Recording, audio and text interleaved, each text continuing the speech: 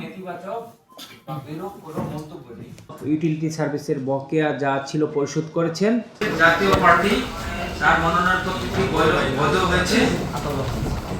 জনাব আতাউর রহমান বাংলাদেশের communist party, ওনার মনোনয়নপত্রটি বৈধ হয়েছে। জনাব ইসাক চোপদার ইসলামী আন্দোলন বাংলাদেশ, ওনার মনোনয়নপত্রটি বৈধ। জনাব শহীদুল ইসলাম বিএনপি, ওনার মনোনয়নপত্রটি বৈধ। জনাব সারোয়ার হোসেন জামায়াতে ইসলামী, ওনার মনোনয়নপত্রটি বৈধ হয়েছে।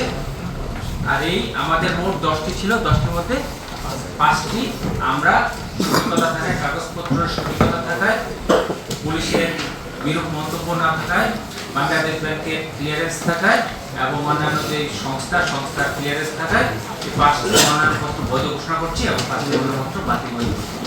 নতুন এবং ফিরে আসা গ্রাহকদের জন্য নগদে চলছে ক্যাশব্যাক সহ প্রতিদিন হাজারো উপহার জেতার সুযোগ। হবে আশা আর ফেরা, সারপ্রাইজ সেরা।